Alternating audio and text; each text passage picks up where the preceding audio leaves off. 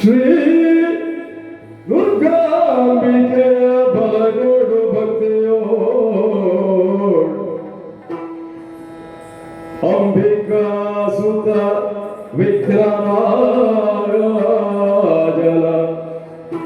ಬಿರಿದು ಸಂಸ್ತುತಿಸಿಯೇ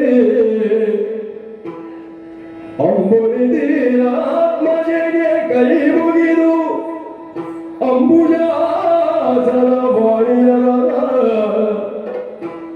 ಪಾರಾಂಬುಜಗೆ ಕುಳಮರುತ ವರ್ಣಿಸಲಿ ಕಥಾಮೃತವ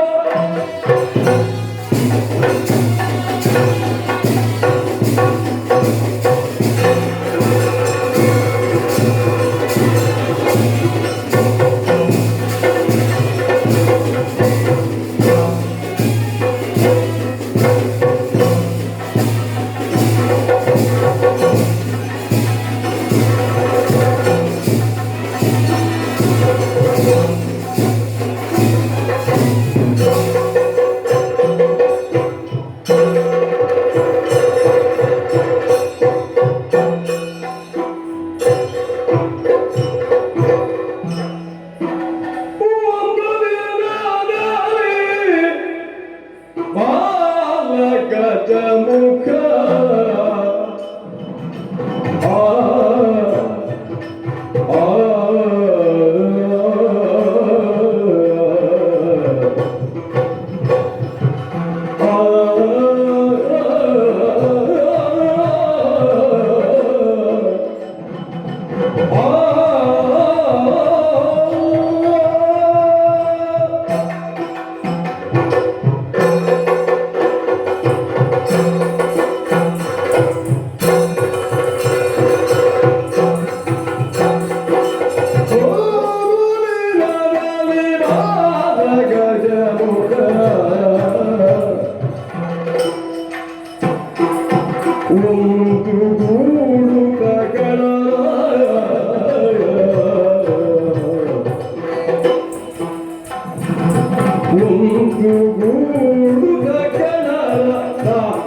ಮುಗದಿಂದ ಕೈಲಾಸದಲ್ಲಿ ನಡೆದರೆ ಮುಗದೂರ ಕೈಲಾಸದಲ್ಲಿ ನಡೆದರೆ ನಡೆದರೆ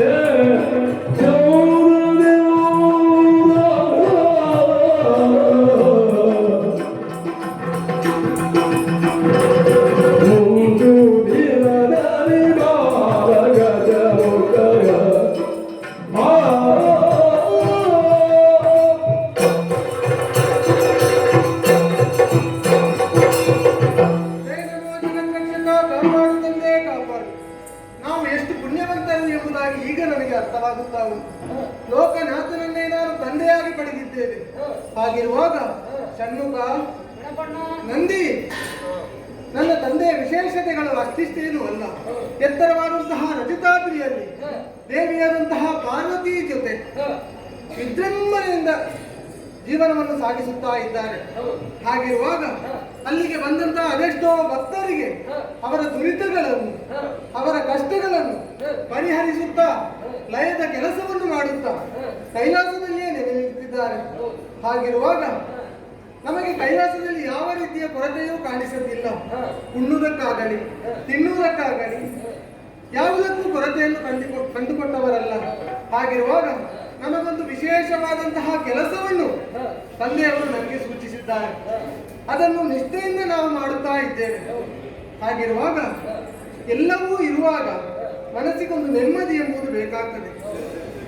ಮನಸ್ಸಿನಲ್ಲಿ ಏನೋ ಒಂದು ಬೇಸರ, ಮಲಗಿದ್ರೆ ನಿದ್ದೆ ಬರುವುದಿಲ್ಲ, ಹಸಿವಾದ್ರೆ ಊಟ ಮಾಡುವುದಕ್ಕೆ ಆಗುವುದಿಲ್ಲ, ಬಾಯಾರಿಕೆ ಆದ್ರೆ ಏನನ್ನೂ ಕುಡಿಯುವುದಕ್ಕೆ ಆಗುವುದಿಲ್ಲ.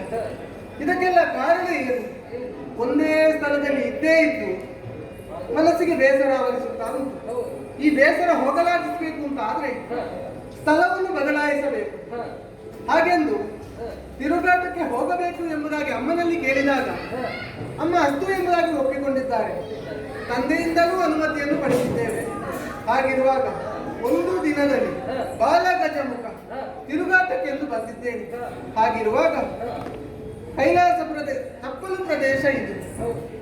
ಬೇಕಾದಂತಹ ಆಟವನ್ನೆಲ್ಲ ಆಡಿ ಮುಗಿಸಿ ಆಗಿದೆ. ಅದೆಷ್ಟೋ ವಿಧ ವಿಧವಾದಂತಹ ಆಟವನ್ನು ನಾವಾಡಿದ್ದೇವೆ. ಷಣ್ಮುಖ, ಈ ಹೊತ್ತಿಗೆ ನೀವೇನು ಆಟ ಆಡಿದ್ದೀಯಾ? ನೀರಾಟವನ್ನು ಆಡಿದ್ದೇನೆ. ಓ, ನೀರಾಟವನ್ನು ನೀನು ಆಡಿದ್ದೆ. ನಂದಿ, ಏನು ಆಟ ಆಡಿದ್ದಿ? ಚೆಂಡಾಟವನ್ನು ನೀನು ಆಡಿದ್ದೆ. ಅವರವರ ಮನಸ್ಥಿತಿಗೆ ಬೇಕಾದಂತಹ ಆಟವನ್ನು ಅವರವರು ಆಟ ಆಡಿದ್ದಾರೆ. ಆದರೆ ಒಂದು ವಿಚಾರ, ಕೈಲಾಸದಿಂದ ಹೊರಡುವಾಗ ಅಮ್ಮ ಒಂದು ಮಾತನ್ನು ಹೇಳಿದ್ದಾರೆ, ವೇಳೆ ಸಮೀಪುವ ಮೊದಲು ಮನೆಗೆ ಬಂದು ಸೇರಬೇಕು ಎಂಬುದಾಗಿ. ಹಾಗಿರುವಾಗ ಈಗ ಹೊತ್ತಾಯ್ತು ಅಂತ ಕಾಣ್ತದೆ, ಇನ್ನು ತಡ ಮಾಡುವುದಲ್ಲ, ನೇರವಾಗಿ ಅತ್ತ ಕಡೆ ಸಾಗಬೇಕು.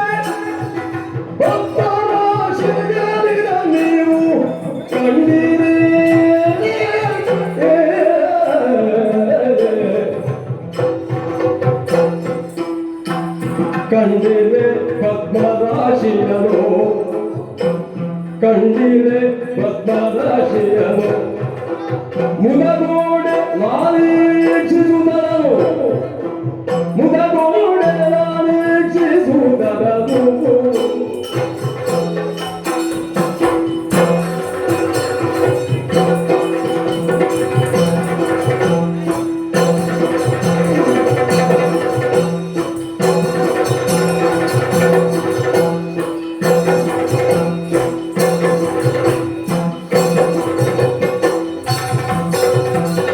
ಕಂಡಿರೆ ಭಗವರಾಶಿಯನು, ಕಂಡಿರೆ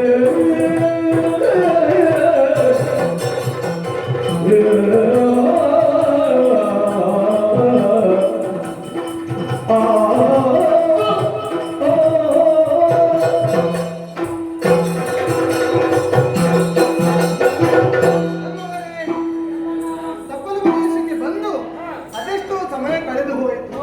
ನೇರವಾಗಿ ಕೈಲಾಸವನ್ನು ಸೇರಿಕೊಂಡವನ ಎಂಬುದಾಗಿ ದಾರಿಯಲ್ಲಿ ಹೋಗುವಾಗ ಒಂದು ವಿಶೇಷತೆಯನ್ನು ನಾನು ಕಂಡಿದ್ದೇನೆ. ಷಣ್ಮುಖ, ನಿನಗೇನಾದ್ರೂ ಖಂಡಿತ? ಬಂಡೆಗಲ್ಲು ಮಾತ್ರ ಕಾಣಿಸಿತು. ನಂದಿ, ನಿನಗೇನಾದ್ರೂ ಕಾಣಿಸಿತು? ಹೂವಿನ ಗಿಡ ಮಾತ್ರ ಕಾಣಿಸಿತು. ಅದಲ್ಲ, ಸರಿಯಾಗಿ ಅಲ್ಲಿ ನೋಡಿ ಅಂತೆ ಒಂದು ರಾಶಿ ಕಾಣಿಸುತ್ತಾ ಉಂಟಾ? ಅದು ಸಾಮಾನ್ಯ ರಾಶಿ ಅಲ್ಲ, ಅದು ಭಸ್ಮದ ರಾಶಿ. ಆ ಭಸ್ಮದಲ್ಲಿ ಒಂದು ವಿಶೇಷತೆಯನ್ನು ನಾನು ನಿಮಗೆ ಹೇಳುವುದಕ್ಕಿದ್ದೇನೆ. ಈ ಹಿಂದೆ ಲೋಕಕ್ಕೆ ಕಷ್ಟವನ್ನು ಒದಗಿಸಿಕೊಟ್ಟಿದ್ದಾನೆ ದುರುಡನಾದಂತಹ ತಾರಕಾಸುರ. ಆತನ ಉಪಟಳದಿಂದ ದೇವೇಂದ್ರನಿಗೂ ಸ್ವರ್ಗಲೋಕದಲ್ಲಿ ದಿಕ್ಕಿಲ್ಲ ಅಂತ ಆಯಿತು. ಹಾಗಿರುವಾಗ ಆತನನ್ನು ವಧಿಸಬೇಕು, ಲೋಕಕ್ಕೆ ಬಂದಂತಹ ಕಷ್ಟವನ್ನು ಪರಿಹರಿಸಬೇಕು. ಏನು ಮಾಡೋಣ ಎಂಬುದಾಗಿ ನೋಡಿದಾಗ ನನ್ನ ತಂದೆಯಾದಂತಹ ಪರಮೇಶ್ವರ ದೇವರು ತಪೋರೂಢರಾಗಿದ್ದರು. ಆ ಹೊತ್ತಿಗೆ ಆತನಿಗೊಂದು ಬ್ರಹ್ಮನ ವರ ಇತ್ತು, ಹರಕುಮಾರನಿಂದಲೇ ನಿನಗೆ ಮರಣ ಎಂಬುದಾಗಿ. ನನ್ನ ತಂದೆ ಎಲ್ಲವನ್ನೂ ತ್ಯಜಿಸಿ ತಪಸ್ಸನ್ನು ಆಚರಿಸುತ್ತಿರುವಂತಹ ವೇಳೆಯಲ್ಲಿ ತಪಸ್ಸನ್ನು ಕೆಡಿಸುವುದಕ್ಕೆ ಒಂದು ಜನ ಆಗಬೇಕು. ಯಾರಿದ್ದಾರೆ ಎಂಬುದಾಗಿ ಯೋಚಿಸಿದಾಗ ಆ ಮನ್ಮಥ ಇದ್ದಾನೆ. ಆತನ ಬಳಿಗೆ ದೇವೇಂದ್ರ ಹೋದನಂತೆ. ಮನ್ಮಥನಲ್ಲಿ ಸಕಲ ವಿಚಾರವನ್ನು ಹೇಳಿಕೊಂಡಾಗ ತಪವನ್ನು ಕೆಡಿಸುವುದಕ್ಕೆ ಆತ ಒಪ್ಪಿಕೊಂಡನಂತೆ. ಹಾಗಾಗಿ ನೇರವಾಗಿ ತಂದೆಯ ಬಳಿಗೆ ಹೋಗಿ ಅವನಲ್ಲಿರುವಂತಹ ಪಂಚಶರಗಳನ್ನು ನನ್ನ ತಂದೆಯ ಮೇಲೆ ಪ್ರಯೋಗಿಸಿದನಂತೆ. ಕೋಪಗೊಂಡಂತಹ ಪರಮೇಶ್ವರ ದೇವರು ಹೆಚ್ಚಿನದಾದಂತಹ ಕಿಚ್ಚುಗಣ್ಣನ್ನು ಬಿಟ್ಟು ಆ ಕಿಚ್ಚುಗಣ್ಣಿಗೆ ತುತ್ತಾಗಿ ಮನ್ಮಥ ಸುಟ್ಟು ಭಸ್ಮವಾಗಿ ಹೋದನಂತೆ. ಅದೇ ಭಸ್ಮದ ರಾಶಿ ಇದು. ಹಾಗಿರುವಾಗ ಈ ಭಸ್ಮದ ರಾಶಿಯನ್ನು ನೋಡಿದ ಮೇಲೆ ನನ್ನ ಮನದಲ್ಲಿ ಏನೋ ಒಂದು ಆಸೆ ಮೂಡುತ್ತಾ ಉಂಟು. ಈ ಭಸ್ಮದ ರಾಶಿಯನ್ನು ಇಲ್ಲೇ ಬಿಟ್ಟು ಹೋಗುವುದಲ್ಲ, ಏನಾದರೂ ಒಂದು ಇದರಲ್ಲಿ ಒಂದು ಪ್ರತಿಮೆಯನ್ನು ತಯಾರಿಸಬೇಕು ಎಂಬುದಾಗಿ ಮನಸ್ಸು ಹಂಬಲಿಸುತ್ತಾ ಉಂಟು. ಹಾಗಾಗಿ ಏನಾದ್ರೂ ನಾನೊಂದು ಕರಕುಶಲವನ್ನು ಮಾಡಬೇಕು ಅಂತ ಆದ್ರೆ ನನಗೆ ಒಬ್ಬನಿಗೆ ಮಾಡುವುದಕ್ಕೆ ಸಾಧ್ಯವಾಗುವುದಿಲ್ಲ.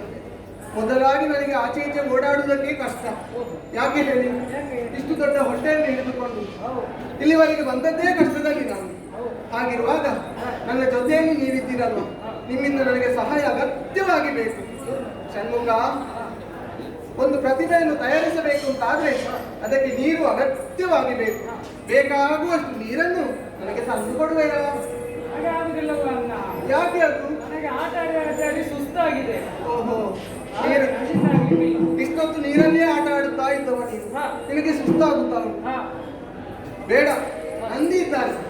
ನಂದಿ, ನನಗೆ ಬೇಕಾದಷ್ಟು ನೀರನ್ನು ತಂದು ಕೊಡುವೆಯಾ? ಯಾಕೆ?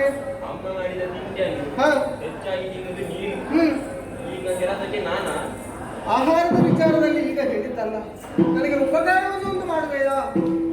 ನಿನ್ನಿಂದ ಆಗುವುದಿಲ್ಲ. ನೀನು ಯಾರು ನನಗೆ ಸಹಾಯ ಮಾಡುವುದಿಲ್ಲ, ಹಾಗಂತ ನಾನು ಸುಮ್ಮನಿರುವುದಿಲ್ಲ. ಮನಸ್ಸಲ್ಲಿ ಯೋಚಿಸಿದನ್ನು ಮಾಡಲೇಬೇಕು. ಹಾಗಾಗಿ ನಾನೇ ನೀರನ್ನು ತಂದು ನನಗೆ ಬೇಕಾದ ಪ್ರತಿಮೆಯನ್ನು ನಾನೇ ತಯಾರಿಸುತ್ತೇನೆ.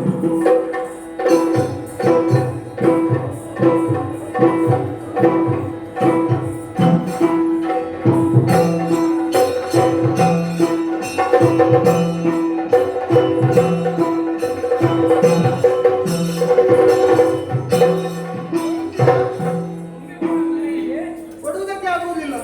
ನನಗೆ ಸಹಾಯ ಮಾಡುವಂತ ಹೇಳುವಾಗ ನನಗೆ ಆಯಾಸ ಆಗುತ್ತಾ ಉಂಟು. ಹಾಗೆ ಹೀಗೆ ಅಂತ ಹೇಳಿದ್ದಲ್ವಾ, ಈಗ ಕೊಡಬೇಕಾ? ಇದನ್ನೊಮ್ಮೆ ಸರಿಯಾಗಿ ನೋಡಂತೆ.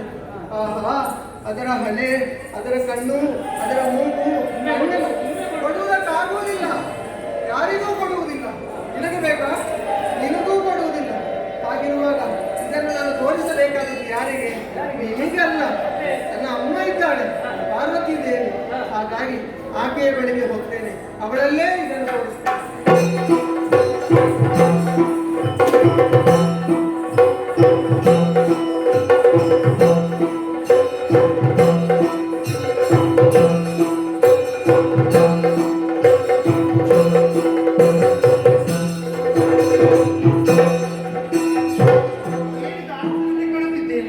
ನನ್ನ ಮಗನ ಜೊತೆ ಕೂಡಿಕೊಂಡು ಆಟ ಆಡೋದಕ್ಕೆ ಹೋದವನ್ನ ನೀವು ಹೋಗುವಂತಹ ಸಂದರ್ಭದಲ್ಲಿ ನಾನು ಆಡಂತಹ ಆಟ ಮಾಡಿ ಹಿಂದೆ ಮುಗಿಸಿ ಬರುವಂತಹ ಸಂದರ್ಭದಲ್ಲಿ ಜೊತೆಯಲ್ಲಿ ಬರಬೇಕೆಂಬುದಿಗೆ ಆಡಿದ್ದೇನೆ. ಆದ್ರೆ ಹೊತ್ತಿಗೆ ನೋಡಿದ್ರಿಂದ ಆದರೆ ನೀವಿಬ್ಬರು ಮಾತ್ರ ಕಾಣುತ್ತಿದ್ದೇನೆ. ಮಗನಂತ ಗಣಪೇ ನೀನು ಅವನಿಗೆ ಎಲ್ಲ ಒಟ್ಟಿಗೆ ತುಂಬಿಸುವುದು. ಹೌದು, ನನಗೆ ಎಂತ ಕೊಡುವುದಿಲ್ಲ. ಈಗ ನೀರು ಕೊಡಲೆಂಬ ಕಾರಣಕ್ಕಾಗಿ ನನ್ನ ಮಗನನ್ನು ಬಿಟ್ಟು ಬಂದಿದ್ದೀರಾ? ಮತ್ತೆ ಅವನಿಗೆ ನಡಿಲಿಕ್ಕೆ ಆಗುದಿಲ್ಲ. ನಡೆಯಲಿಕ್ಕೆ ಆಗುದಿಲ್ಲವೇ? ಸೋಮಾರಿತನಾಗಿದ್ದಾನೆ. ಹೌದಾ? ಆದ್ರೂ ಕೂಡ ಒಂದು ಪ್ರೀತಿ ಇದ್ದರೆ ಜೊತೆಯಲ್ಲಿ ಕರೆದುಕೊಂಡು ಬರಬಹುದಿತ್ತಲ್ಲ ನಿಮಗೆ? ಬರುತ್ತಿದ್ದಾನೆ.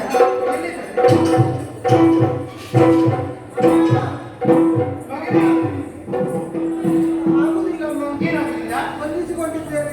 ಓ ದೇವರೇ, ಏನಿದೆ ವಿಶೇಷತೆ? ಯಾವತ್ತು ಕೊಂಡು ನಿನ್ನ ತಾಯಿ ವಂದಿಸುವಾಗ ಎರಡು ಕೈಯನ್ನು ಮುಗಿದು ವಂದಿಸುತ್ತಾ ಇದ್ದವ.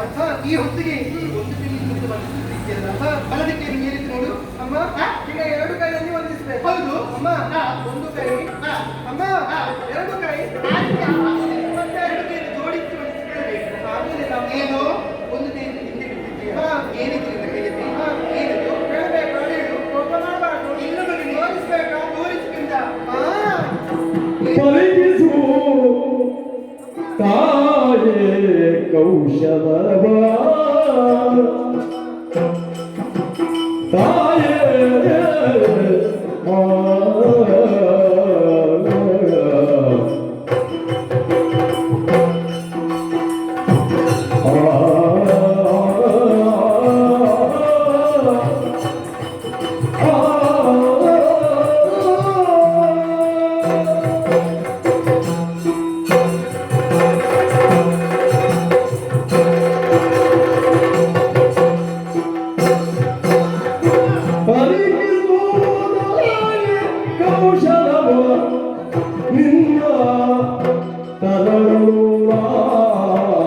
ರಚಿಸಿರುವ ಮುನ್ನ ರಚಿಸಿರುವ ವದ ಪುರುಷಾಕೃತಿಯಿಂದ ಹಲವರ ಕಾಲ ಬಳಿಯೋ ಇರಿಸಿಕೊಂಡ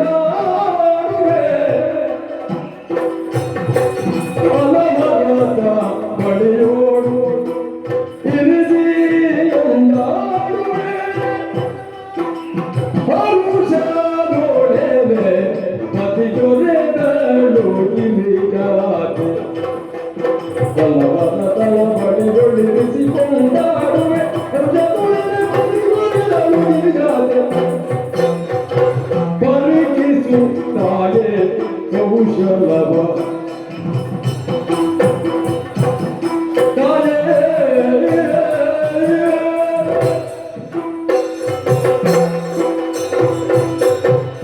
ಮಗನೇ, ಕೈಲಾಸದ ವಸ್ತುವನ್ನು ಆ, ನಿಮಗೆ ತೋರಿಸುವ ಮೊದಲು ಆ, ಏನು ಕಣ್ಣ? ಕೋಪ ಮಾಡಬಾರ್ದು. ನೀನು ಇಷ್ಟರನ್ನು ಆಡಿದ ಮಾತಿಗೆ ಯಾವುದೇ ಕಾರಣಕ್ಕಾದ್ರೂ ನಾನು ಕೋಪ ಮಾಡಿ ಬಿಟ್ಟೆ ಇಲ್ಲ ತಾಯಿ. ನಿನ್ನನ್ನೇ ಕಾಯ್ತಿದ್ದವಳು ನಾನು ಜೊತೆಯಲ್ಲಿ ಹೋದವನ್ನ ಆಟವನ್ನು ಆಡೋದಕ್ಕಾಗಿ ಹೌದಮ್ಮ. ಹಿಂದೆ ಬರುವಂತಹ ಸಂದರ್ಭದಲ್ಲಿ ಅವರು ಬಹಳಷ್ಟು ವೇಗವಾಗಿ ಬಂದಿದ್ದಾರೆ ಹಾ. ನೀನು ಇಷ್ಟು ಹೊತ್ತು ಯಾಕೆ ಕಂಡ ಅಮ್ಮ ಏನು? ನಿಮ್ಮಿಂದಲೇ ಆಶೀರ್ವಾದವನ್ನು ಪಡೆದು ಹಾ. ತಪ್ಪಲು ಪ್ರದೇಶಕ್ಕೆ ಆಟ ಆಡುವುದಕ್ಕೆ ಹೋದವರು ನಾನು. ಹೌದು. ಅಮ್ಮ ಹಾ. ಗೊತ್ತಾಯ್ತು ಎಂಬುದಾಗಿ ನೇರವಾಗಿ ಕೈಲಾಸಕ್ಕೆ ಮರಳಿ ತೆರಳುವಾಗ ಏನಾಯ್ತು? ದಾರಿ ಮಧ್ಯೆ ಒಂದು ಭಸ್ಮದ ರಾಶಿ ಭಸ್ಮದ ರಾಶಿ. ಹಾ. ಆಮೇಲೆ ಏನಾಯ್ತು? ಅದನ್ನು ನೋಡಿದ ಮೇಲೆ ಹಾ. ನನ್ನ ಮನಸ್ಸು ನಿಂತಲ್ಲಿ ನಿಲ್ಲುವುದಿಲ್ಲ ತಾಯಿ. ಅದಕ್ಕೆ ಬೇಕಾಗಿ ಹಾ. ಒಂದು ವಿಶೇಷವಾದಂತಹ ಪ್ರತಿಮೆಯನ್ನು ಹಾ. ಆ ಭಸ್ಮದಿಂದ ನಾನು ಸಿದ್ಧಪಡಿಸಿದ್ದೇನೆ. ಹೌದು ಮಗನೇ. ಹೌದಮ್ಮ. ತೋರಿಸು ನನಗೆ. ಅಮ್ಮ, ಚಂದನಿದೆ ತಾಯಿ. ಮಗನೇ, ಹಾ, ಅಲ್ಲೇನೊಮ್ಮೆ ನೋಡಮ್ಮ. ಹೇಗೆ? ಮೂಗನ್ನೊಮ್ಮೆ ನೋಡು. ಹಣೆ ನೋಡಿದಾಗ ನಿನ್ನ ಹಣೆಯನ್ನೇ ನೋಡಿದಾಗ ಅರ್ಥ ಉಂಟು. ಹೌದಮ್ಮ. ಅದರ ಕಣ್ಣನ್ನು ನೋಡಿದಾಗ ಇಲ್ಲಿ ಕಣ್ಣುಗಳು. ಹೌದು. ಮೂಗನ್ನು ನೋಡಮ್ಮ. ಬೇರೆ ಯಾವ ರೀತಿ ಯಾರು ನೋಡಿದಾಗೆ ಯಾರನ್ನು ನೋಡಿದಾಗ ನಿನ್ನ ತಂದೆಯ ಮೂಗ ನೋಡಿದಾಗ ಅರ್ಥ ಉಂಟದು. ಹೌದೇ ತಾಯಿ. ಹೌದು ಮಗನೇ, ಏನೊಮ್ಮೆ ನೋಡಮ್ಮ. ಸತ್ಯ. ಹಾ. ಈ ಹೊತ್ತು ನಿನ್ನ ಸಾಧನೆಗೆ ಮೆಚ್ಚಿದ್ದೇನೆ. ಹಾ. ನಿನ್ನ ಕೈಯ ಚಳಕ ಕೂಡ ನಿನ್ನ ಹೆತ್ತ ತಾಯಿಗೆ ನನ್ನ ಮನಸ್ಸಿಗೆ ಕೂಡ ಸಂತೋಷವೇ ಆಯ್ತು. ಆದ್ರೆ ಒಂದು ತಾಯಿ, ಏನದು? ನೀವೇ ಹೇಳಿದ್ದಲ್ವಾ ಹಾ. ಗಣೇಶನಿಗೆ ಏನಾದ್ರೂ ಸಹಾಯ ಬೇಕಿದ್ರೆ ಹಾ. ನೀವು ಮಾಡಬೇಕು ಎಂಬುದಾಗಿ. ಹೌದು, ಅವರೆಲ್ಲ ಹೇಳಿದ್ದೇನೆ. ಆದ್ರೆ ನನ್ನ ಜೊತೆ ಯಾರು ಬರಲಿಲ್ಲ ತಾಯಿ. ಏನು? ಯಾರು ಬರಲಿಲ್ಲ. ನಮ್ಮ ಮಗ ಆಡಿದ ಮಾತಿನಂತೆ ಹಾ. ಅವನಿಗೆ ಯಾವ ರೀತಿ ಸಹಾಯ ಮಾಡಿದವ ನೀನಲ್ಲವ? ಅಮ್ಮ, ಸಹಾಯ ಮಾಡಲಿಲ್ಲವೇ? ಇಲ್ಲ. ಓ ದೇವರೇ, ಮೊದಲಾಗಿ ನೀರಿನಲ್ಲಿ ಬೇಕಾದಷ್ಟು ಆಟ ಆಡಿದ್ರು. ಹಾ. ನಾನು ಸಹಾಯ ಕೇಳುವಾಗ ಹಾ. ನನಗಾಗುದಿಲ್ಲ ಅಂತ ಹೇಳಿದ್ರು. ಆ ಬಳಿಕ ನೀನು ಏನು ಮಾಡಿದ್ರಿ ಕಂಡ? ನಾನೇ ಒಬ್ಬನೇ ತುಂಬಾ ಕಷ್ಟಪಟ್ಟು ಇಬ್ಬರು ಕೂಡ ನಿನಗೆ ಸಹಾಯ ಸಹಾಯ ಮಾಡಲಿಲ್ಲ. ನೀನೇ ಕಷ್ಟಪಟ್ಟು ಮಾಡಿದ್ದಿ ಕೆಲಸ. ಓರ್ವನೆ ಕಷ್ಟಪಟ್ಟು ಹಾ. ಈ ಗೊಂಬೆಯನ್ನು ತಯಾರಿಸಿದ್ದೇನೆ. ಅದಕ್ಕೀಗ ಅಮ್ಮ. ಏನು ಕಂಡ? ಇದನ್ನು ನೋಡಿದ ಮೇಲೆ ಹಾ. ಮನಸ್ಸಿನಲ್ಲಿ ಒಂದು ಆಸೆ ಮೂಡುತ್ತಾ ಉಂಟು. ಮನಸ್ಸಿನ ಆಸೆ ಮತ್ತೊಂದುಂಟಾ? ಹೌದಮ್ಮ. ಯಾವುದದು? ಹಾ. ಈ ಪ್ರತಿಮೆ ಹಾ. ಯಾವಾಗಲೂ ನನ್ನ ಮನೆಯಲ್ಲೇ ಇರಬೇಕು. ಹಾ. ಇದನ್ನು ದಿನಾಲು ನಾನು ಆಟ ಆಡಿ ಕೊಂಡಾಡಬೇಕು. ಹಾ. ಹಾಗಾಗಿ ಹಾ. ಒಂದು ಉಪಕಾರವನ್ನು ಮಾಡಬೇಕು. ಏನದು? ಅಮ್ಮ, ಹಾ. ಈ ಪ್ರತಿಮೆ ಹಾ. ನನ್ನ ಜೊತೆಯಲ್ಲಿ ಇರಬೇಕು ಅಂತ ಆದ್ರೆ ಇದಕ್ಕೆ ಹಾ. ತಂದೆಯಲ್ಲಿ ಹೇಳಿ ಇದಕ್ಕೊಂದು ಜೀವಕಲೆಯನ್ನು ಕೊಡಿಸಬೇಕು. ಜೀವಗಳನ್ನು ಕೊಡಬೇಕಾ? ಹೌದಮ್ಮ. ಒಮ್ಮೆ ಇಲ್ಲಿ ಕೊಡ್ಕಂದ. ಅಮ್ಮ, ಎಲ್ಲ ಹಿಡಿಬೇಕು. ಮೆಲ್ಲ ಹಿಡಿತಾನೆ. ಕಷ್ಟಪಟ್ಟು ಮಾಡಿದ್ದು ಅಷ್ಟರ ಮಕ್ಕಳನ್ನು ಹಿಡಿದು ನನಗೆ ನಾನೇ ಗೊತ್ತಿಲ್ಲ. ಹಿಡಿದುಕೊಳ್ತೇನೆ. ಇಲ್ಲ ಕಂದ. ಹಾ. ತಾಯಿ ಕೈಯಲ್ಲಿ ಕೊಡು ಎಲ್ಲ ಹಿಡಿದುಕೊಳ್ಬೇಕು. ಮಗನೇ, ಮೆಲ್ಲ ಮೆಲ್ಲ ತಾಯಿ. ಮಗನೇ, ಹೀಗೆ ಮಾತನಾಡ. ಯಾಕಮ್ಮ? ನೀನು ಆಡಿದ ಮಾತನ್ನು ಕೇಳಿ ನನ್ನ ಮನಸ್ಸಿಗೆ ಸಂತೋಷವೇ ಆಯ್ತು. ನೀನು ಭಸ್ಮದ ರಾಶಿಯಿಂದ ಒಂದು ಗೊಂಬೆಯನ್ನು ತಯಾರಿಸಿದ್ದೆ. ಹಾ. ಇನ್ನು ಮುಂದಕ್ಕೆ ಸದಾ ಕಾಲ ಹಾ. ಈ ಗೊಂಬೆ ನಿನ್ನ ಜೊತೆ ಇರಬೇಕೆಂದಾದರೆ ಈ ಗೊಂಬೆಗೆ ಜೀವಕಲೆಯನ್ನು ಕೊಡಬೇಕೆಂದು ನೀನು ನನ್ನಲ್ಲಿ ಆಡಿದ್ದೀಯ. ಹೌದಮ್ಮ. ಯಾವುದೇ ಮಕ್ಕಳಾದ್ರೂ ಕೂಡ ಸಹಜವೇ. ಯಾವುದೇ ವಿಚಾರವನ್ನು ಮೊದಲಾಗಿ ಹೇಳುವುದು ಯಾರ ಬಳಿ ಹೇಳು? ಹಾ. ತಾಯಿ ಬಳಿ. ಹೌದಮ್ಮ. ಯಾಕೆ ಈ ವಿಚಾರ ತಾಯಿ ಎಷ್ಟು ಕಷ್ಟವಾದರೂ ಕೂಡ ತಂದೆಯವರ ಬಳಿ ವಿಚಾರವನ್ನು ತಿಳಿಸಿ ಹಾ. ಅವರ ಆಡಿದ ಮಾತಿಗೆ ಒಪ್ಪಿಗೆಯನ್ನು ಕೊಡುತ್ತಿರುವ ಭರವಸೆ ಮಕ್ಕಳಿಗಿರುವುದು ಸಹಜವೇ. ಹೌದಮ್ಮ. ಆ ಕಾರಣಕ್ಕಾಗಿ ಈ ಹೊತ್ತಿಗೆ ಈ ವಿಚಾರ ನನ್ನ ಪತಿದೇವರಿಗೆ ಆದ್ರೆ ಹೇಳಿದೆ. ಒಂದು ತಾಯಿ, ಏನು? ನಿಮ್ಮಲ್ಲಿ ಹೇಳಿದಾಗ ನೀವೇನು ಕೋಪ ಮಾಡಲಿಲ್ಲ. ಆಹಾ. ತಂದೆ ಎಲ್ಲಿಯಾದ್ರೂ ಕೋಪ ಮಾಡಿದ್ರೆ ನೀವೇ ಸಮಾಧಾನ ಮಾಡ್ಬೇಕಮ್ಮ. ಕೋಪ ಮಾಡಿದ ಸಮಾಧಾನ ಪಡಿಸಿ ನೀನು ಆಡಿದ ಮಾತಿನ ಕೊಡುವುದು ನಿನ್ನ ತಾಯಿ ಅಂತ ನನ್ನ ಕರ್ತವ್ಯ. ಆದ್ರೆ ಒಂದು ವಿಚಾರ, ಈ ವಿಚಾರ ನಮಗೆ ಹೇಳುವುದು ಒಪ್ಪಿಗೆ. ಯಾವುದೇ ಕಾರಣಕ್ಕೆ ಯಾರು ಕೂಡ ಮಾತನಾಡಬಾರದು. ನಾನೆಲ್ಲಿರ್ಬೇಕು? ಅವರಲ್ಲಿ ಇಲ್ಲೇ ಕುಳಿತುಕೊಳ್ಳಬೇಕು. ಆಗಿದ್ದಾನೆ ಈಗ ಬಾ, ಎಲ್ಲಿ ಕುಳಿತುಕೊಳ್ಳಬೇಕು?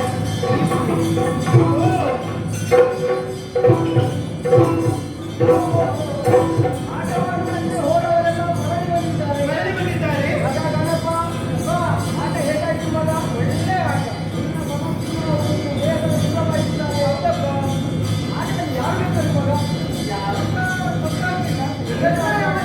ಹಾ, ಅದರ ಇಲ್ಲಿಗೆ ಬಂದಿದ್ದಾರೆ. ಹೌದಪ್ಪ. ಪ್ರಾಣೇಶ್ವರ, ಏನು ಈ ಹೋರಾಟದಿಂದ ನೀನು ಕಾರಣ ಉಂಟು.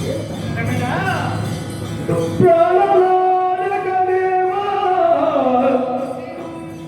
ಮೀನಾಕ ಹರಲೇಗೆ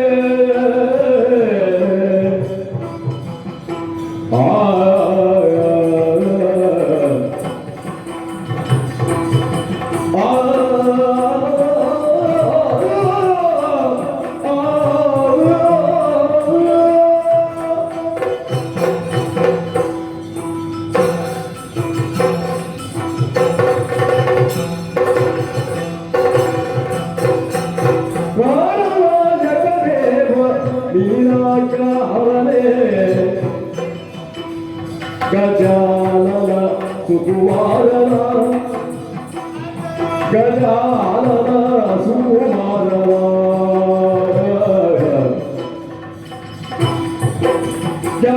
ಜಾಡದಲವಲಿನ ನೀರು ಜಾಡದಲವಲಿನ ನೀರು ಕೌತುಕ ಕೌತುಕ ವೇದ ವೇದ ರಮಣ ಪ್ರಾಣನಾಯಕ ದೇವ ದೇವಾ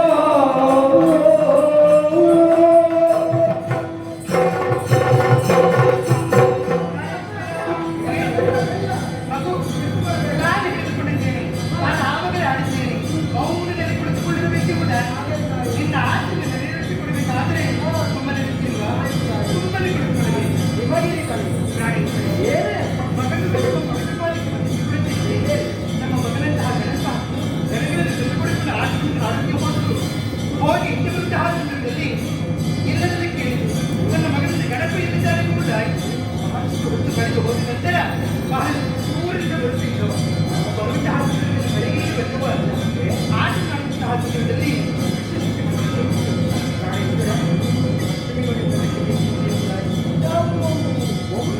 ಸತ್ಯ ಇದನ್ನು ತಯಾರಿಸಿದ್ದು ಯಾರು? ಬೇರೆ ಯಾರು ಅಲ್ಲ, ಗಣಪ. ಗಣಪನೇ ಯಾವುದು? ಆತನ ಕೈಗೆ ಸರಕನ್ನು ನೋಡಿದಾಗ ನನ್ನ ಮನಸ್ಸಿಗೆ ಸಂತೋಷವಾಯಿತು. ಸಂತೋಷವಾಯಿತು ಎಂಬುದಾಗಿ ನಾನು ತಿಳಿದುಕೊಂಡಿದ್ದೇನೆ. ಹಾಗಾಗಿ ಆಕೆ ಮತ್ತೊಂದು ಆಡಿದ ಈ ಗೊಂಬೆ ಹಾಗಾಗಿ ಸದಾಚಾರ ಅವನನ್ನು ಇರಬೇಕೆಂಬುದಾದರೆ ಅದಕ್ಕೆ ಜೀವಗಳನ್ನು ಕೊಡಬೇಕೆಂಬುದಾಗಿ ಭಗವಂತ ನನ್ನಲ್ಲಿ ಆಡಿದ್ದಾನೆ. ಹಾಗಾಗಿ ಇದಕ್ಕೊಂದು ದಾರಿಯನ್ನು ಸೂಚಿಸಿಕೊಡಬೇಕು ಪ್ರಭು. ತಾವು ಜೀವಗಳನ್ನು ಕೊಡಬೇಕು. ನಿಜ ಈ ಮೂರ್ತಿಗೆ ಖಂಡಿತ ಹಾಗಾದೆ ನುಡಿ ಕೇಳಿ ಮೃಗಧರನು ಸೂರಿದ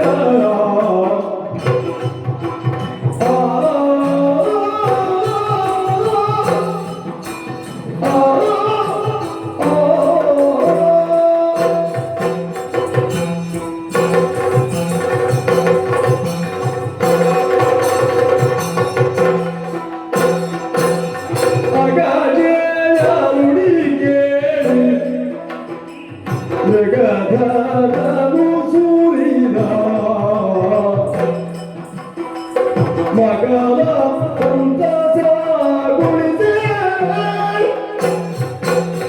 ಮೃಗ ವಿಲೋಚನೆ ಪ್ರತಿಮೆಗೆ ಜೀವನೀವ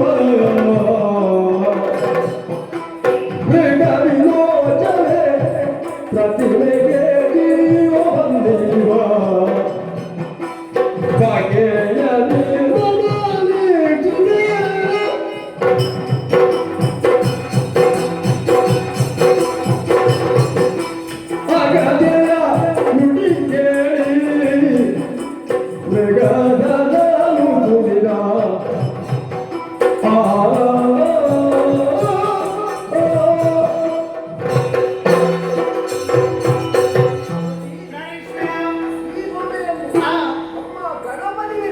ಸತ್ಯ ಪ್ರಭು. ನಿಜ ಎಷ್ಟು ಸುಂದರವಾಗಿದೆ ಈ ಮೂರ್ತಿ. ಸತ್ಯ. ಈ ಮೂರ್ತಿಯನ್ನು ನೋಡುವಾಗ ಹಾ. ಬಹಳ ಸಂತೋಷವಾಗ್ತಾ ಇದೆ. ನಿಮಗೂ ಕೂಡ ಸಂತೋಷವಾಯ್ತಲ್ಲ ಪ್ರಭು? ನಮ್ಮ ಗಣಪ ನಿಜವಾದ ಕಲಾವಿದ ಹೌದು. ಸತ್ಯ. ಈ ಮೂರ್ತಿಯನ್ನು ನೋಡುವಾಗ ಯಾವ ರೀತಿ ಸಂತೋಷವಾಗುತ್ತಾ ಇದೆಯೋ ಹಾ. ನಿನ್ನ ಮಾತುಗಳನ್ನು ಕೇಳುವಾಗ ಅಷ್ಟೇ ವಿಧದ ಆಶ್ಚರ್ಯವೂ ಆಗುತ್ತಾ ಇದೆ. ಹೌದೇ ಪ್ರಭು? ಯಾಕೆಂದರೆ ಈ ಮೂರ್ತಿಗೆ ಜೀವಕಲೆಯನ್ನು ಕೊಡಬೇಕು ಹಾ. ಎಂಬುದಾಗಿ ನಿನ್ನ ಮಾತು. ಸದಾಕಾಲ ಅವನು ಆತನ ಜೊತೆ ಆಟವನ್ನು ಆಡೋದಕ್ಕೆ ಬೇಕೆಂಬುದಾಗಿ ಆಡುತ್ತಾ ಇದ್ದಾನೆ. ಪಾರ್ವತಿ, ಏನು? ಈ ಹಿಂದೆ ನಡೆದ ಕಥೆ ನಿನಗೆ ನೆನಪುಂಟು ತಾನೆ? ಸತ್ಯ. ಯಾವ ಕಾಲಕ್ಕೂ ನನಗೆ ಭಸ್ಮವನ್ನು ತರುತ್ತಾ ಇದ್ದವಳು ನೀನು. ಹೌದು. ಹೀಗೆ ಒಂದು ದಿವಸ ಭಸ್ಮವನ್ನು ತರುತ್ತಿದ್ದಂತಹ ಕಾಲಕ್ಕೆ ಹಾ. ಆ ಭಸ್ಮದಲ್ಲಿ ಕಲ್ಲು ಇದ್ದಂತಹ ಕಾಲದಲ್ಲಿ ಆ ಕಲ್ಲನ್ನು ನಾನೇ ಕೈಲಾಸ ಪರ್ವತದ ತಪ್ಪಲಿಗೆ ಎಸೆದಂತಹ ಕಾಲದಲ್ಲಿ ಹಾ. ಹುಟ್ಟಿದವನೇ ಭಸ್ಮಾಸುರ. ಸತ್ಯ. ಆ ಭಸ್ಮಾಸುರನಿಂದ ನಾವು ಎಷ್ಟು ವಿಧದ ಕಷ್ಟವನ್ನು ಅನುಭವಿಸುತ್ತೇವೆಂದು ನಿನಗೂ ತಿಳಿದಿದೆ ತಾನೆ? ನಿಜ ಪ್ರಭು. ಇದ್ದರೂ ಕೂಡ ಹಾ. ಈ ಕಾಲಕ್ಕೆ ಈ ಬೊಮ್ಮೆಗೆ ಜೀವಕಲೆಯನ್ನು ಕೊಡುವೆಂದು ಹೇಳುತ್ತಾ ಇರುವೆಯಲ್ಲ. ಹಾ. ಇದು ಹುಟ್ಟಿ ಇದಕ್ಕೆ ಜೀವಕಲೆ ಬಂದು ನಮಗೆ ಅವರಿಗೆ ಅವರ ಸಂಕಷ್ಟವನ್ನು ಮಾಡಿದರೆ ಯಾರೇ ಹೊಣೆ ಪ್ರಭು, ಮಕ್ಕಳಾಡಿದಂತಹ ಮಾತನ್ನು ನೆರವೇರಿಸಿಕೊಡುವ ತಂದೆ ತಾಯಿಯರ ಕರ್ತವ್ಯ ತಾನೆ. ಹಾಗಾಗಿ ಇಷ್ಟರವರೆಗೆ ನಮ್ಮ ಮಗನಂತಹ ಗಣಪ ಯಾವುದೇ ರೀತಿಯ ಆಸೆ ಇಟ್ಟವನು ಅಲ್ಲ. ಈ ಕ್ಷಣದಲ್ಲಿ ಇಂತಹ ಆಸೆ ಇಟ್ಟರೆ ಅದನ್ನು ನೆರವೇರಿಸಿಕೊಡ್ಬೇಕಾದ ನಮ್ಮ ಕರ್ತವ್ಯ ತಾನೆ. ಹಾಗಾಗಿ ಇದರಿಂದ ಯಾವುದೇ ರೀತಿಯ ತೊಂದರೆ ಬಾರದು ಎಂಬುದಾಗಿ ತಿಳಿದುಕೊಂಡವಳು ನಾನಾಗಿದ್ದೇನೆ. ಹಾಗಾಗಿ ಯಾವುದೇ ರೀತಿಯ ತೊಂದರೆ ಬರುವುದಿಲ್ಲ ಎಂಬುದಾಗಿ ಕೂಡ ಸ್ಪಷ್ಟವಾಗಿ ತಿಳಿದಿದ್ದೇನೆ. ಹಾಗಾಗಿ ಆತನ ಆಸೆಯನ್ನು ನೆರವೇರಿಸಿಕೊಡಬೇಕು. ನಿನ್ನ ಮಾತುಗಳನ್ನು ಕೇಳುವಾಗಲೇ ಅರ್ಥವಾಗುತ್ತಾ ಇದೆ. ನಾವು ಎಷ್ಟು ಹೇಳಿದರೂ ಅದನ್ನು ನೀನು ಕೇಳುವ ಇಲ್ಲ ಪ್ರಭು. ಏನು ಲೋಕದ ಮಂದಿಗಳ ಮನಸ್ಸಿನ ನಿಷ್ಠೆಯನ್ನು ಈಡೇರಿಸುವುದು ನಾನು. ನಿನ್ನ ಮಾತು ಇಲ್ಲ ಎಂದು ಹೇಳುತ್ತೇನೆ. ಖಂಡಿತವಾಗಿ. ಆದರೆ ಇದಕ್ಕೆ ಜೀವ ಕಳೆಯನ್ನು ಕೊಡುವುದಾದರೂ ಹೇಗೆ ಎಂದು ಆಲೋಚಿಸುತ್ತಿರುವಂತಹ ಕಾಲಕ್ಕೆ ಒಡಲಿ ನಭದಲ್ಲಿ ಒಂದು ಆತ್ಮವು ತಿರುಗಾಡುತ್ತಾ ಇದೆಯಲ್ಲ, ಹೌದು, ಚಡಪಡಿಸುತ್ತಾ ಇದೆ. ನಿಜ. ಒಂದು ದೇಹವನ್ನು ಪ್ರವೇಶಿಸುವುದಕ್ಕೆ ಆಗದೆ ದೇಹವನ್ನು ಪ್ರವೇಶಿಸುವುದಕ್ಕೆ ಯಾವುದೂ ಸಿಗದೆ ಅತ್ತಿರುತ್ತಾ ಚಡಪಡಿಸುತ್ತಾ ಸಂಚರಿಸುತ್ತಾ ಇದೆ. ಸತ್ಯ. ಸರಿ ಸರಿ ಸರಿ. ಆ ಆತ್ಮವನ್ನೇ ಇದಕ್ಕೆ ಆವಾಹಿಸುವುದರ ಮೂಲಕವಾಗಿ ಇದಕ್ಕೆ ಜೀವ ಕಳೆಯನ್ನು ಕೊಟ್ಟಿದ್ದೇವೆ. ಇದೋ ಆ ಆತ್ಮವನ್ನು ಇದಕ್ಕೆ ಆವಾಹಿಸಿದೆ.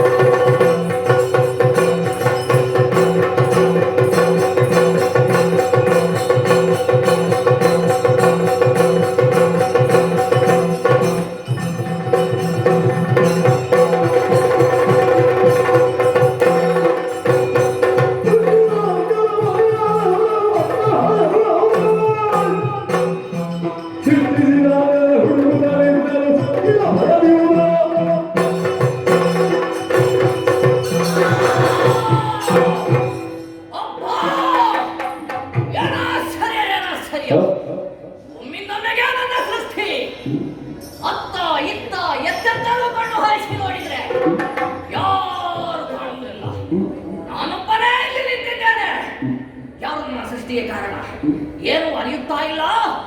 ಅದೇನದು?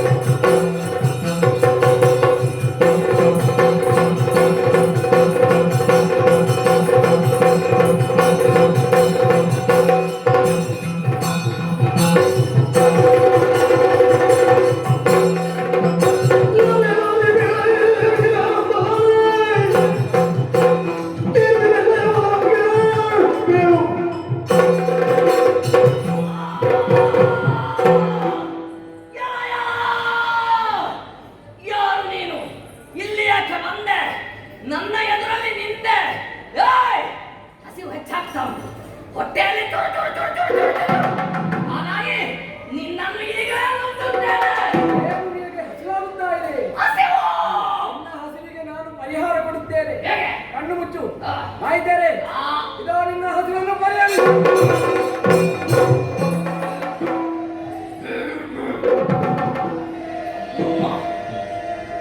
ಆಗ ಹೊಟ್ಟೆಯಲ್ಲಿ ಚೂರು ಚೂರು, ಈಗ ಹೊಟ್ಟೆಯಲ್ಲಿದ್ದದ್ದೆಲ್ಲ ಹೊರಗೆ ಬರುವಂತ ಅನುಭವ ಆಗ್ತಾ ಉಂಟು. ಅಬ್ಬಾ, ಇವನ ಕೈ ಚಳಕವೇ. ಅಯ್ಯೋ, ಏನು ಆಶ್ಚರ್ಯಲ್ಲಿ ಒಮ್ಮಿಂದೊಮ್ಮೆಗೆ ನನ್ನ ಹಸಿವನ್ನು ನಿವಾರಣೆ ಮಾಡಿಕೊಟ್ಟೆ. ಆದ್ರೆ ನೀನ್ ಯಾರೆಂಬುದು ನನಗೆ ತಿಳಿತಾ ಇಲ್ಲ. ಯಾರು ನೀವು? ನಾನು ಯಾರೆಂದು ತಿಳಿಯಲಿಲ್ಲವೇ? ಇಲ್ಲ. ಈಗ ನಾನು ಹೇಳಿದರೂ ನಿನಗೆ ಅರ್ಥವಾಗಲಿಕ್ಕಿಲ್ಲ. ಆ, ಅಜ್ಞಾನಿಯಾಗಿರುವೆ. ಆ. ಇದೋ ತಲೆಯನ್ನು ಬಾಗು. ಆ. ಜ್ಞಾನವನ್ನು ಕಂಡು ಭಕ್ತಿ ಭಾವದಿಯೇ ನಮಿಸುತ್ತಲೇ ನುಡಿಸಿದ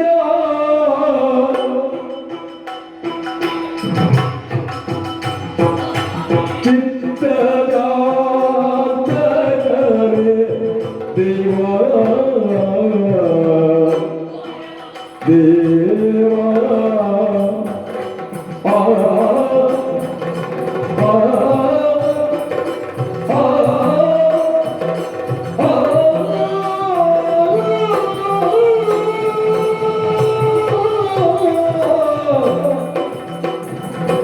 ದೇವಾ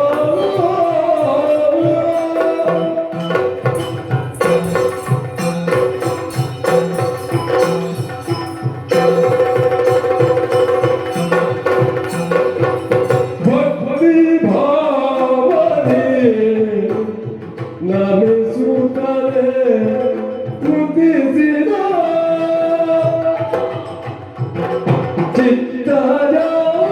ಚಿತ್ತದಾತಕರೇ ದೇವಾ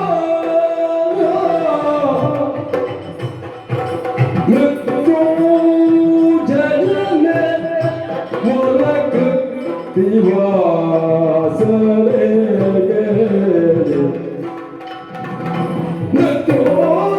ಮೃತ್ಯುಂಜಯನೇ ಮೊಲಕೃತಿವಾಸನೆ ಸ್ವಾಮಿ ಭಕ್ತ ಜನರ ಸಜೀವಾ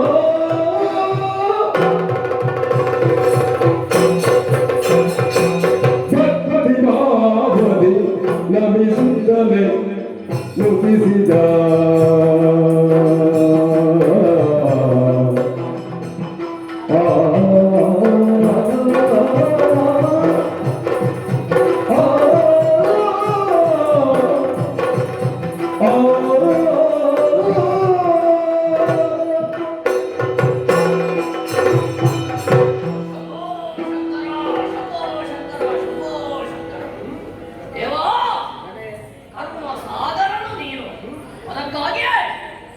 ಕೈಗಳೆರಡನ್ನು ಜೋಡಿಸಿ ನಿನಗೆ ಅದಕ್ಕಾಗಿ ಶುಭವಾಗಿ. ಅಯ್ಯೋ, ಮೃತ್ಯುಂಜಯನು ನೀನು, ಮೃತ್ಯುವಾಸನು ನೀನು, ಅದಕ್ಕಿಂತಲೂ ಹೆಚ್ಚಾಗಿ ಭಕ್ತ ಜನರನ್ನು ಕೊರೆಯುವವನು ನೀನು. ಹಾಗಾದ್ರೆ ನಾನಿಲ್ಲಿಗೆ ಯಾಕೆ ಬಂದೆ? ನನ್ನ ಸೃಷ್ಟಿ ಯಾಕಾಯಿತು? ಎಲ್ಲವನ್ನೂ ಹೇಳುವೆಯಾ? ನಿನ್ನ ದೃಷ್ಟಿಗೆ ನಾನೇ ಕಾರಣೀಕರ್ತನಾಗಿದ್ದೆ. ಹೌದೇ? ನೀನು ನಿಂತಹ ಸ್ಥಳ ಉಂಟು. ಆ, ಇದಕ್ಕೆ ಕೈಲಾಸ ಪರ್ವತ ಅಂತ ಹೆಸರು. ಕೈಲಾಸ. ಮೂರು ಮೂರ್ತಿಗಳಲ್ಲಿ ಒಬ್ಬನಾದಂತಹ ಆ, ದಯಾಧೀಶನಾದಂತಹ ನಾನು ಆ, ಪರಮೇಶ್ವರನು ಆ. ನಿನ್ನ ದೃಷ್ಟಿಗೆ ಕಾರಣನಾದ ಹಾಗಾದ್ರೆ ನೀವು ನನಗೆ ತಂದೆ. ಅಪ್ಪ, ನೀನು ನನಗೆ ಮಗ. ಮಗ, ಒಂದು ಮಗ. ನೀವು ನನಗೆ ತಂದೆ. ಅಪ್ಪ, ಅಪ್ಪ, ಅಪ್ಪ, ಅಪ್ಪ.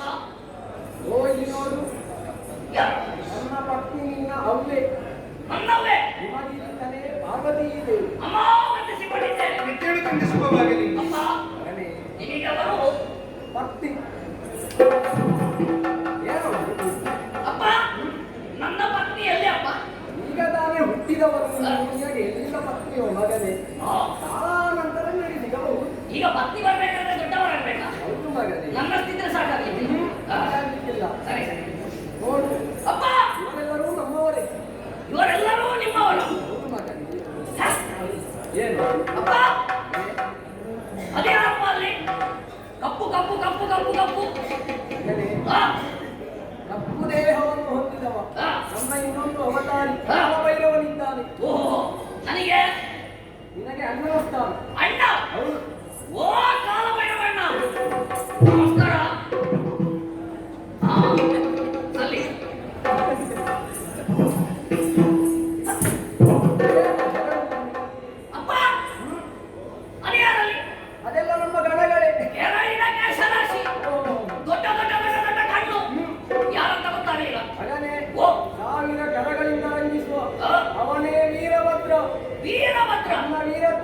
ಪ್ರತೀಕವನ್ನು ಹೌದಾ?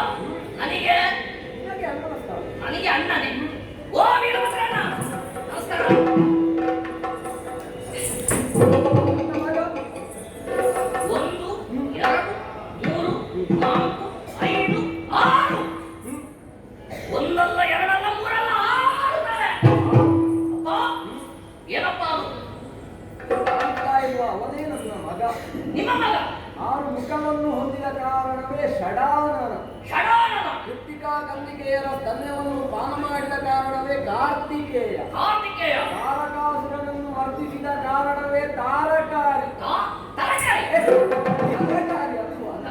ಮತ್ತೆ ಇವನ ಹೆಸರು ತಾರಕಾರಿ. ತಾರಕಾರಿ. ತಾರಕಾಸುರನನ್ನು ಮರ್ದಿಸಿದ ಕಾರಣವೇ ತಾರಕಾರಿ. ಓ, ಮತ್ತೆ ಕುಮಾರ ಅಂತ ಹೆಸರುಂಟು. ಹೌದಾ? ಸ್ವಾಮಿ ಅಂತಲೂ ಕರೀತಾರೆ ಅವನನ್ನು. ಹೌದಾ? ನಿನಗೆ ಅಣ್ಣನಾಗಬೇಕು. ಅಣ್ಣ. ನಮಸ್ಕಾರ ಮಾಡುದು. ಓ ಕುಮಾರಣ್ಣ, ವಂದಿಸಿಕೊಂಡಿದ್ದೇನೆ. ಇವತ್ತು ಹೇಗೆ? ಅಪ್ಪ, ಮಗನೇ,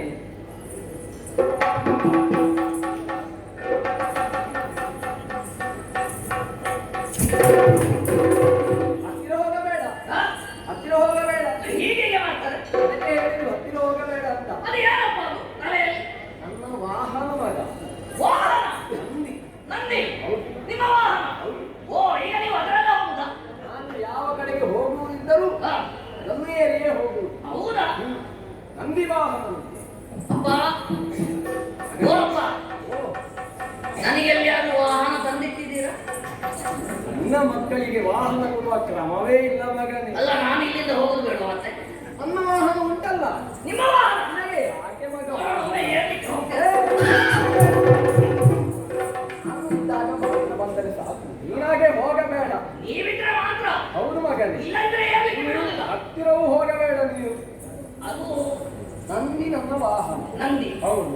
ನಂದಿ ಅಣ್ಣ, ವಂದಿಸಿಕೊಂಡಿದ್ದೇನೆ. ಏನು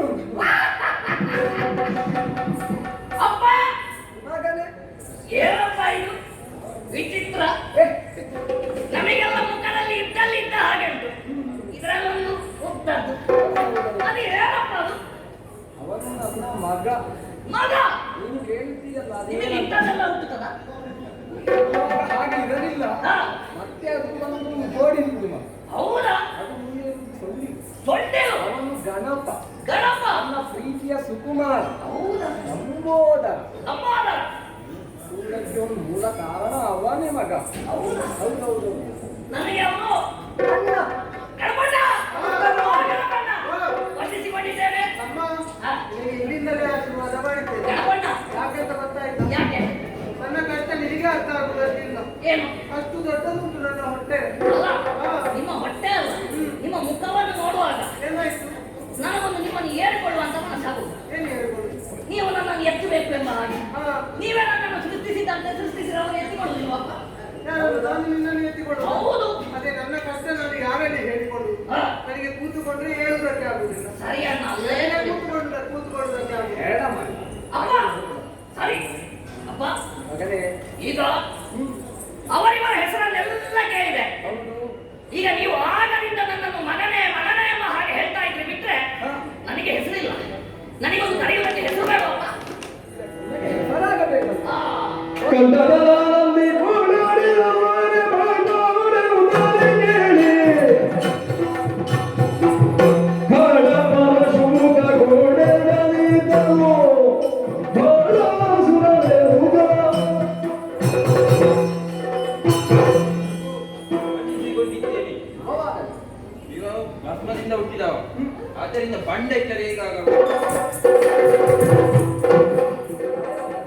ಅಪ್ಪ, ನಿನ್ನನ್ನು ನೋಡಿದ ಕ್ಷಣದಲ್ಲಿ ಭಂಡ್ ಭಂಡ್ ಭಂಡ್ ಎನ್ನುವಂತಹ ಹಾ, ಉದ್ಗಾರವನ್ನು ಮಾಡುತ್ತಾ ಇದ್ದಾರೆ. ಅದು ಎಂತರದು ಬಂಡು ತುಂಡಂತೆಲ್ಲ ಅದಾಗಲಿಕ್ಕಿಲ್ಲ. ಸುಮ್ಮನೆ ಹೇಳುವುದಕ್ಕಿಲ್ಲ ಅವನು. ಹಾ, ನಾನು ನಿನಗೆ ಏನು ಹೆಸರು ಕೊಡಬೇಕೆಂದು ಯೋಚಿಸುವಾಗ ಹಾಗೆ ಹೇಳಿದ ಕಾರಣ ನಿನಗೆ ಭಂಡ್ ಎನ್ನುವಂತಹ ಹೆಸರು ಇಡಬೇಕೆಂದು ಮಾಡಿದ್ದೇನೆ. ಅಪ್ಪ, ಮಗನೇ, ಅದು ಏನಪ್ಪ? ಬಂಡು ಎರಡೇ ಅಕ್ಷರ. ಸಣ್ಣದಾಯಿ. ನನಗೆ ಉದ್ದಾಗಬೇಕಾ? ನಮಗೆ ಸ್ವಲ್ಪ ಉದ್ದಾಗಿದ್ರೆ ಕರೆಯುವುದಕ್ಕೆ ಒಳ್ಳೆಯದಾಗಿ. ನಿನ್ನ ಪ್ರವೃತ್ತಿಯನ್ನು ನೋಡುವಾಗ ಹಾ, ಒಂದು ಆಸುರಿ ಪ್ರವೃತ್ತಿಯನ್ನು ಹೊಂದಿದವನ ಹಾಗೆ ಕಾಣುತ್ತಾ ಇದೆ.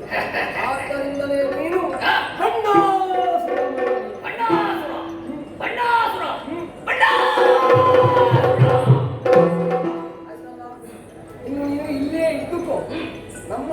ದನಗಳ ಜೊತೆಯಲ್ಲಿಯೇ ಇದ್ದುಕೋ.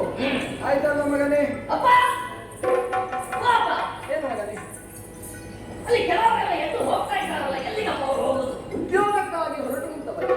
ಊಟಕ್ಕೆ ಇಲ್ಲಿ ನಿನಗೆ ಅದೇ ಚಿಂತೆ ಮಗನೇ. ಆ, ಉದ್ಯೋಗ ಉದ್ಯೋಗಕ್ಕಾಗಿ ಇಲ್ಲಿ ಹೋಗುದು. ಇರುವವರಿಗೆ ಎಲ್ಲರಿಗೂ ಒಂದೊಂದು ಉದ್ಯೋಗ ಎಂಬುದು ಇದೆ ಮಗನೇ. ಓಹೋ ಅಪ್ಪ, ಮಗನೇ, ಅವರೆಲ್ಲ ನಿಮ್ಮ ಮಕ್ಕಳು, ಅವರಿಗೆಲ್ಲ ಒಂದು ಉದ್ಯೋಗ, ಒಂದು ಹೆಸರು. ನಾನು ನಿಮ್ಮ ಮಗ, ನನಗೊಂದು ಹೆಸರು ಸಿಕ್ಕಿದ್ದು, ಭಂಡ ಮಾಡ್ಲಿಕ್ಕೆ ಒಂದು ಉದ್ಯೋಗ ಬೇಡ. ಈಗ ತಾನೇ ಹುಟ್ಟಿದವನು ನೀನು. ನೀನೆಂದೋ ಮಾಡ್ತೀನಿ ನೀನು. ನಿಮ್ಮ ಮಗನಲ್ವ, ಏನು ಮಾಡ್ತೇನೆ. ಉದ್ಯೋಗ ಮಾಡಬೇಕಾದರೆ ಮೊದಲು ವಿದ್ಯೆಯನ್ನು ಕಲಿಯಬೇಕು. ಸರಿ. ಮನೆ ಮೊದಲ ಪಾಠಶಾಲೆ, ಆ? ಜನನಿತಾನೆ ಮೊದಲ ಗುರು. ಪಾರ್ವತಿ ಪ್ರಾಣೇಶ್ವರ. ನನಗೆ ಉದ್ಯೋಗ ಬೇಕಂತೆ. ಹಾ. ನೀನೇ ಒಂದು ವ್ಯವಸ್ಥೆ ಮಾಡು. ಮಗನೇ, ಈ ಹೊತ್ತಿಗೆ ನಿನಗೆ ಸಂತೋಷವಾಯಿತು ತಾನೆ?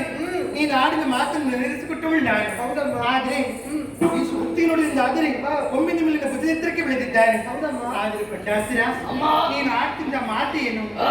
ಉದ್ಯೋಗ ಬೇಕೆಂಬುದಾಗಿ ಹೇಳುತ್ತಿದ್ಯಲ್ಲ. ಉದ್ಯೋಗವೇ ನೀನಿನ್ನು ಸಣ್ಣವನಿದ್ದೆ ಕಂದ. ಅದಕ್ಕೆ ಸದಾ ಕಾಲ ಆ. ಆಟದಲ್ಲಿ ಪಾಠದಲ್ಲಿ ಸದಾ ಕಾಲ ತೊಡಗಬೇಕಾದವ ನೀನು. ಆ. ಇನ್ನು ಮುಂದೆ ಆ. ನೀನು ಒಬ್ಬನಿರುವುದಲ್ಲ. ಮತ್ತೆ? ಹಾಗೆ ಗಣಪನ ಜೊತೆ ಇರಬೇಕಾದವ ನೀನು. ಆ. ಸಣ್ಣವಂತ ನೀನು ಉದ್ಯೋಗ ಮಾಡುವುದು ಸರಿಯಲ್ಲ. ಆ. ಪ್ರಪಂಚದಲ್ಲೂ ಹೇಳುತ್ತಾರೆ, ಆ. ವಿದ್ಯಾಹೀನ ಪಶು ಸಮಾನ ಎಂಬುದಾಗಿ, ಆ. ವಿದ್ಯೆ ಇಲ್ಲದ ಪಶುವಿಗೆ ಸಮಾನ ಎಂಬುದಾಗಿ. ಆ. ಹಾಗಾಗಿ ಆ. ಯಾವುದಕ್ಕೆ ಅವನಿಗೆ ಚಿಂತಿಸಬೇಡ. ಆ.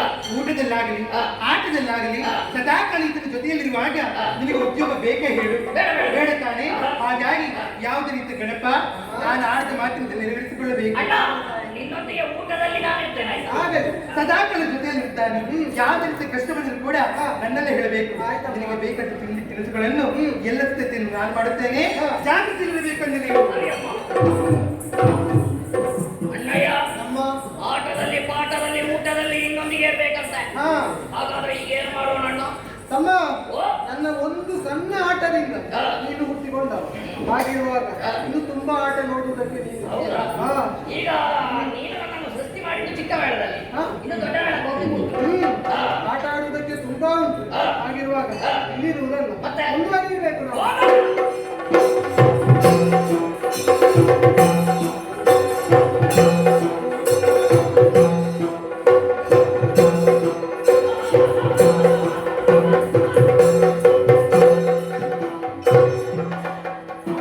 ತಮ್ಮ, ಏನಣ್ಣ ಇದು?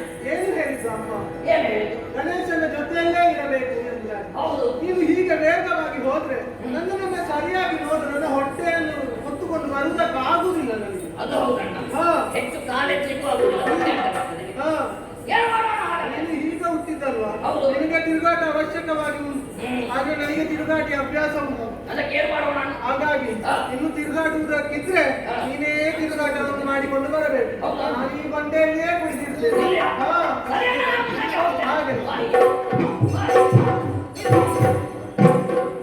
ಮುಂದಕ್ಕೆ ಹೋಗ್ತೇನೆ. ಆಗಲಿ, ಬೇಗ ಬರಬೇಕು. ಪರಿಗಿಸಿ ದೂರದಲ್ಲಿ ಬಾಣಾಸುರನು ಗಮೆಯ ಬಾಳಿ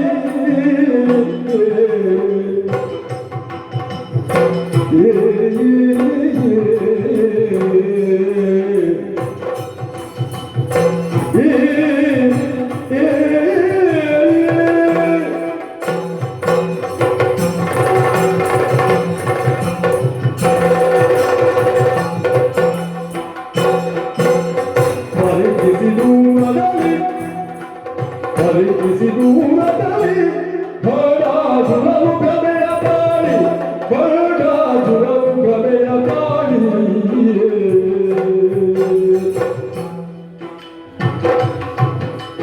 ಮೆರೆವ ಸಂಪದಕ್ಕೆ ಕರೆದಾಕ್ಷಣದಲ್ಲಿ ಮೆರೆವ ಸಂಪದಕ್ಕೆ ಕರೆದಾಕ್ಷಣದಲ್ಲಿ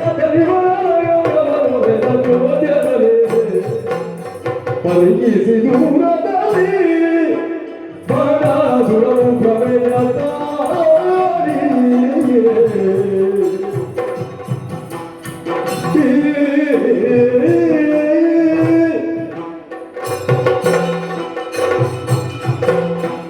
ಅಣ್ಣನ ಆನತಿಯಂತೆ ಸುತ್ತುತ್ತಾ ಸುತ್ತುತ್ತಾ ಪ್ರಕೃತಿಯನ್ನು ವೀಕ್ಷಿಸುತ್ತಾ ಬಂದವನು. ಒಬ್ಬೊಬ್ಬ ಪ್ರಕೃತಿಯ ಸೊಬಗನ್ನು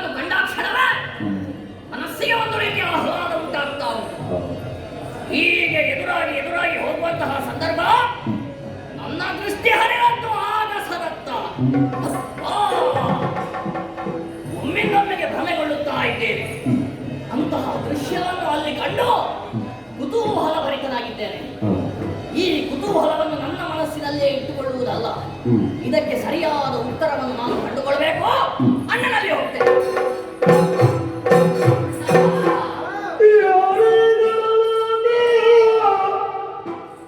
ಮಿತ್ರರೇ ಭೂರಿ ಭಾಗ್ಯ ಹರಿದ, ಮಿತ್ರರೇ ಭೂರಿ ಭಾಗ್ಯ ಹರಿದ.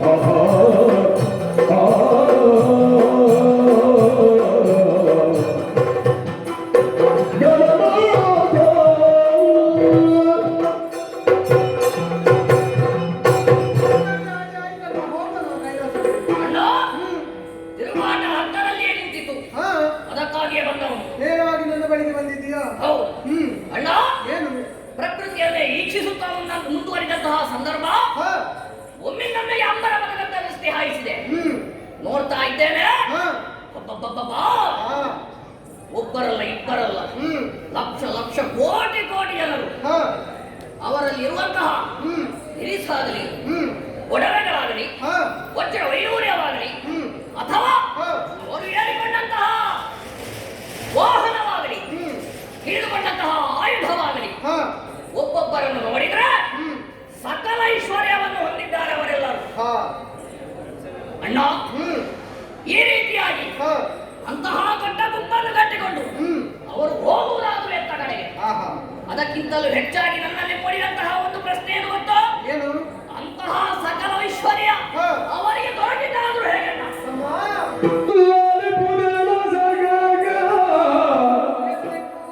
ತ್ರಿಜಗದಿ ಮೇಲೆನಿಸಿಗ ಮಗ, ತ್ರಿಜಗದಿ ಮೇಲೆನಿಸಿಗ ಮಗ.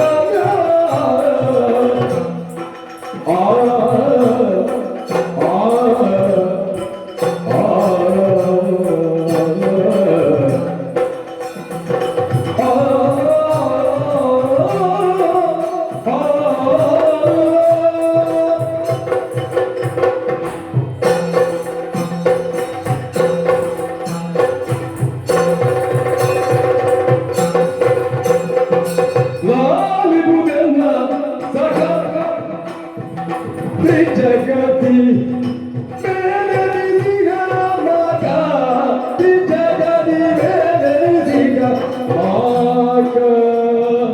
ಬಾಲಕರೈ ಪರಿಮಾಣವು ಸ್ವರ್ಗವಾಗ, ಪರಿಮಾಣವು ಸ್ವರ್ಗವ ಪಾಲಿಸಿಗಲು ಕರುಣಾಳುವಿದ ಜನಿಗೆ. ಲಾಲಿಪುರನ್ನ ಸಕ ತ್ರಿಜಗದಿ ಮೇಲೆನಿಸಿಗ ನಾಗ ಪಾಲಕನು.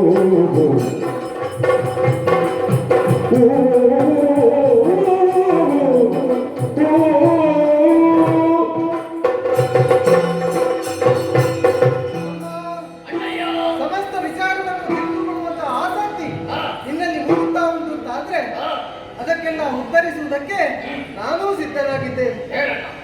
ತಮ್ಮ, ಲೋಕದಲ್ಲಿ ಪುಣ್ಯಲೋಕವು, ಧನ್ಯಲೋಕವು, ಶ್ರೇಷ್ಠ ಲೋಕವು ಆದದ್ದು ಮೇಲು ಲೋಕವಾದಂತಹ ಸ್ವರ್ಗಲೋಕ. ಆ ಸ್ವರ್ಗಲೋಕದ ಅಧಿಕಾರಿಯೇ ಆತ. ದೇವೇಂದ್ರ ಎಂಬುದಾಗಿ ಆತನ ಆತನ ಹಿಮ್ಮುಖವಾಗಿ ಚಲಿಸುವವರು ದೇವತೆಗಳು, ಅಷ್ಟದಿಕ್ಪಾಲಕರು, ಅಗ್ನಿ, ವಾಯು, ವರುಣ, ಈಶಾನನ, ಕುಬೇರ ಇವರೇ ಮೊದಲಾದವರು ಇದ್ದಾರೆ. ಹಾಗಂತ ಅಲ್ಲಿ ಅಧಿಕಾರವನ್ನು ಪಡೆಯುವುದಕ್ಕೆ ಒಂದು ಸಾಧನೆಯನ್ನು ದೇವೇಂದ್ರ ಮಾಡಿದ್ದಾನೆ. ಏನದು? ಆತ ಭೂಲೋಕದಲ್ಲೇ ಇದ್ದವ, ಪುರಂದರ ನಾಮಕನಾಗಿ ವೇಗವಂತ ಪರ್ವತವನ್ನು ಏರಿ ಶತಮತಗಳನ್ನು ಮಾಡಿ ತ್ರಿಮೂರ್ತಿಗಳ ಮನಸ್ಸನ್ನು ಮೆಚ್ಚಿಸಿ ತ್ರಿಮೂರ್ತಿಗಳ ಪ್ರಸಾದವಾಗಿ ಪಡೆದದ್ದೇ ಆ ಸ್ವರ್ಗಲೋಕ.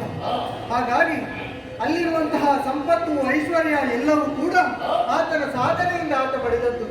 ಆಗಿರುವಾಗ ನಿನ್ನ ಪ್ರಶ್ನೆಗೆ ಉತ್ತರ ಸಿಕ್ಕಿತು ತಾನೆ? ಅಣ್ಣ, ಉತ್ತರವೇನೋ ಸಿಕ್ಕಿತು. ಹಾ. ಆದ್ರೆ ಏನು? ನನ್ನದೊಮ್ಮೆ ನೋಡಣ್ಣ. ಏನಾಯ್ತು?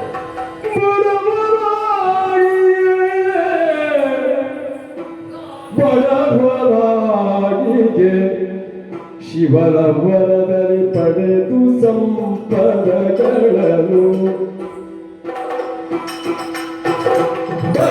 ಬಡವರಾಗಿಗೆ ಶಿವನ ವರದಲ್ಲಿ ಪಡೆದು ಸಂಪದಗಳನ್ನು ಸುಮನ